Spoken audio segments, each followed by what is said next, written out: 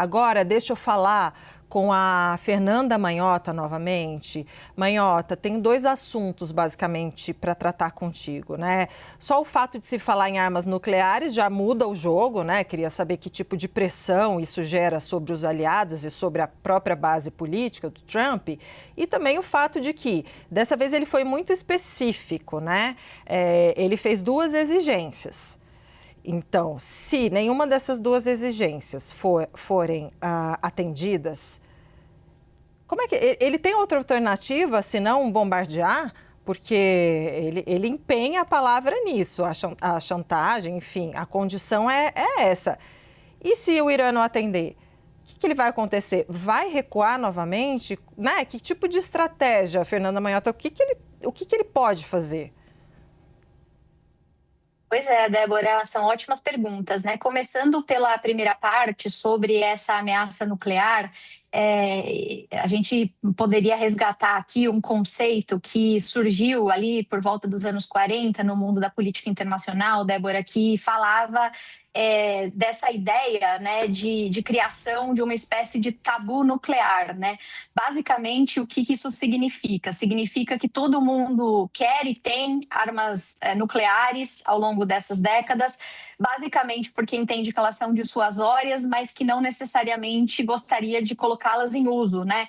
Isso significa reconhecer que não só seria usar arma nuclear, né, um mecanismo militarmente extremo, mas mais do que isso, falar em tabu nuclear é falar também sobre as armas nucleares como sendo, de alguma maneira, politicamente ilegítimo, né? Então, quando a gente vê um presidente da maior potência do mundo expandindo o horizonte e permitindo que as pessoas, inclusive, passem a considerar a quebra do tabu nuclear, quer dizer, que o tabu nuclear passe a ser uma opção que se considere no horizonte, a gente está, sem dúvida, de novo, dentro da lógica do que eu falava mais cedo, abrindo um precedente global bastante perigoso, né? Enfraquecendo regimes de não proliferação que demoraram anos, décadas para serem construídos, legitimando que outros países considerem esse tipo de recurso e, de certa maneira, colocando sobre a mesa, portanto, não só, né, uma arma, mas, de novo, naquela própria lógica do nosso comentário anterior, né, a quebra de uma regra civilizatória. Então, escandaliza, de fato, falar tão naturalmente sobre o botão nuclear, né, nos tempos que a gente está vivendo agora. Do ponto de vista da sua segunda pergunta, e aí até emendando com um pouco dessa polêmica envolvendo o uso eventual de armas nucleares, hoje o que nós temos, e que talvez funcione como mecanismo de recuo para o presidente Trump, não é o risco de escalada, porque, de fato, o risco de escalada não parece ser algo que traz ao presidente Trump uma necessidade de recálculo de ação, nem por pressão dos aliados, mesmo aliados regionais, como a Arábia Saudita, que tem ficado muito em alerta para essas ameaças. Fazendo um parênteses muito rápido aqui, a gente está falando, na caso da Arábia Saudita, não só de, eventualmente, exportação de petróleo, gás, e isso tudo afeta a economia, mas de boa parte da base industrial, né, de insumos que constituem a base industrial e a economia da Arábia Saudita, como, por exemplo, o alumínio. Então, quando o presidente Trump, né, ignora mesmo a pressão de aliados, fica claro que não é relacionado a isso que vem qualquer tipo de recuo. O que funciona para recuo, no caso do presidente Trump, número 1, pressão doméstica, e número 2, efeitos econômicos, geralmente uma coisa ligada à outra, né? Quer dizer, os efeitos econômicos rebatendo dentro dos Estados Unidos e, por consequência, não só a opinião pública, como também os próprios apoiadores, inclusive dentro do MAGA, gerando sobre ele algum tipo de pressão. Ele já vem colhendo essas reações negativas com muita intensidade nas últimas semanas. Existe uma discussão aberta nos Estados Unidos sobre qual é o objetivo desse conflito, e ele já foi confrontado em relação a isso por algumas vezes. E agora a sensação que fica é que o presidente Trump se colocou diante, Débora, dessas afirmações mais recentes de um dilema clássico, né? Quer dizer, Ele, de um lado, não pode parecer fraco, porque, afinal de contas, toda a construção desse conflito foi justamente para projetar poder.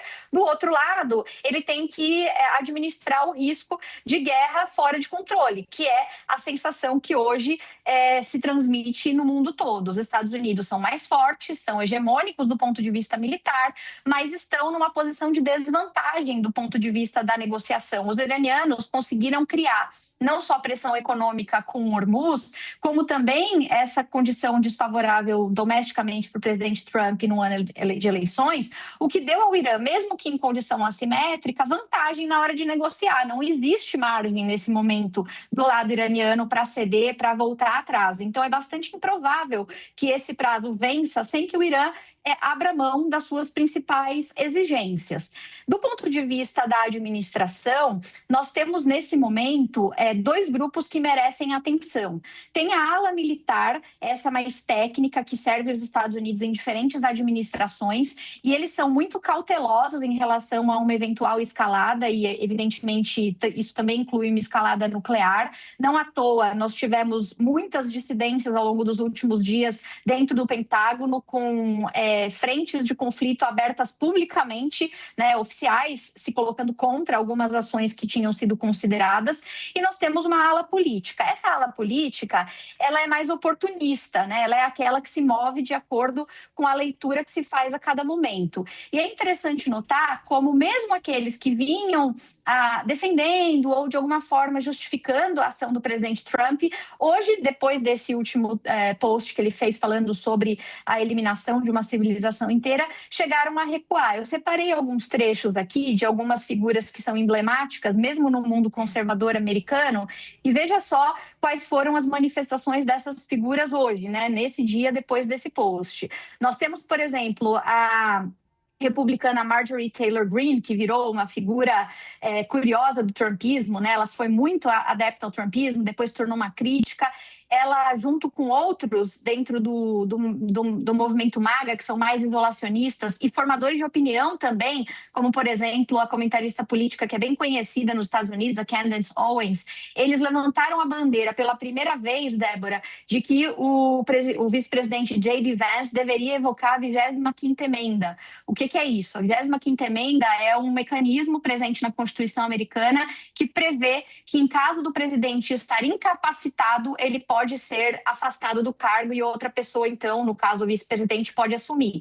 Então, veja, são republicanos, originalmente membros da base MAGA, comentaristas políticos, formadores de opinião, que tendem a ser conservadores, mais isolacionistas, dizendo que o presidente Trump não está em condições de governar. O presidente Trump está sendo excessivo nas suas ações. E se a gente for para o lado democrata, aí tem uma lista aqui que eu não vou percorrer toda, senão a gente vai acabar o jornal só falando disso. Mas o líder da minoria no Senado, por exemplo, né, o Chuck Schumer, ele disse que o presidente Trump era, abre aspas, uma pessoa extremamente doente. E figuras como, por exemplo, o governador Tim Walz, né, que foi inclusive da chapa da Kamala Harris na eleição passada contra o Trump, disse que depois dessa afirmação estava claro que o presidente tinha perdido totalmente a sua razão, que ele estava que ele tinha lost his mind, né? Tinha perdido a cabeça, numa tradução livre. Então, tudo isso para dizer que o presidente Trump se colocou numa situação em que, se ele ficar, o bicho pega, se ele correr, o bicho come. Quer dizer, se ele ficar e dobrar a aposta e, de fato, avançar contra o Irã, ele vai ter custos econômicos, custos políticos e custos estratégicos. Ninguém vai gostar. Nem a opinião pública, nem a própria base, nem os aliados regionais do tipo Arábia Saudita. Então, ele vai desagradar todo mundo, mas vai projetar poder, como de fato ele prometeu.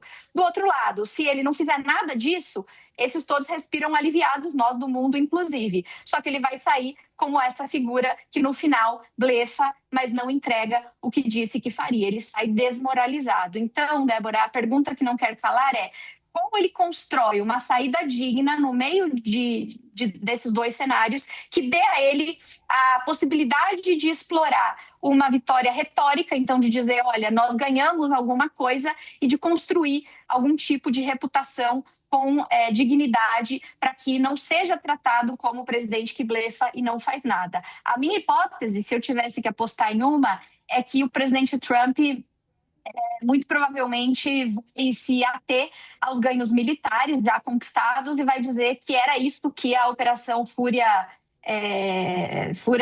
Épica almejava, né? Então, dizer que destruiu a Marinha, que retardou o programa de mísseis balísticos, que retardou o programa nuclear, que matou o líder supremo, coisas que a gente já sabe que aconteceram de fato, e pronto, era isso que os Estados Unidos queriam. É aquela história, né? A gente finge que acredita, ele finge que era isso mesmo, mas pelo menos a saída é uma saída digna. Tenho a impressão que vai ser alguma coisa por aí se ele decidir conter os ânimos, Débora.